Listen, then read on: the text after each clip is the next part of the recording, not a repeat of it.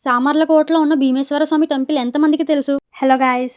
పంచారామ క్షేత్రాల్లో ఒక్కటైన భీమేశ్వర స్వామి టెంపుల్ అయితే మన సామర్లకోటలో ఉంది. ఇంకా చాలా రోజులైంది ఈ టెంపుల్‌కైతే వచ్చి. ఇంక మా పార్ట్నర్ నేను కలిసి వాళ్ళైతే స్టార్ట్ అయ్యామన్నమాట. చాలా రోజుల నుంచి అనుకుంటున్నాను వెళ్ళాలి, వెళ్ళాలి అని. వాళ్ళకి కుదిరిందన్నమాట. ఇంక టెంపుల్‌కైతే వచ్చేసాము. వచ్చి రాగానే లోపలికి వెళ్ళాము. ఇది ఎంట్రన్స్ అన్నమాట ఈ టెంపుల్‌కి. ఇంక బాగా లోపలికి ఉంటది టెంపుల్ అయితే. గుడి దగ్గరికి వెళ్ళగానే మేమిద్దరం అయితే బొట్టు పెట్టించుకున్నాం. పెట్టించుకున్న తర్వాత లోపలికి వెళ్లి చూస్తే అస్సలు ఖాళీ లేదు. అభిషేకాలు జరుగుతానే ఉన్నాయి. ఎందుకంటే ఇవాళ సోమవారం కదా! ఇంక అసలు ఖాళీయే లేదు.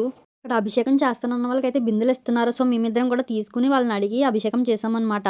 అభిషేకం పూర్తయిన తర్వాత అయితే ప్రదక్షిణాలు చేసి పైకైతే వెళ్ళామనమాట భీమేశ్వర స్వామి దగ్గరికి. ఎందుకంటే స్వామి పైనుంటాడు. మిగతా చిన్న చిన్న గుడులన్నీ కిందుంటాయనమాట. గుడి చుట్టూ ప్రదక్షిణ చేస్తున్నప్పుడు ఒక్కొక్క గుడి చిన్న చిన్న గుడులనమాట.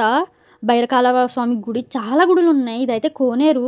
గుడి మొత్తం తిరిగి చూస్తుంటే ఎంత ప్రశాంతంగా ఉంటదంటే చాలా బ్యూటిఫుల్‌గా అనిపించింది నాకు. ఇంకా దర్శనం అయిపోయిన తర్వాత బయట లస్సీ ఇస్తున్నారంటే ఎళ్లి భోజనాలకెళ్ళామనమాట. అక్కడే భోజనం పెట్టారు. భోజనం కూడా నిజంగా చాలా బావుంది టేస్ట్ అయితే.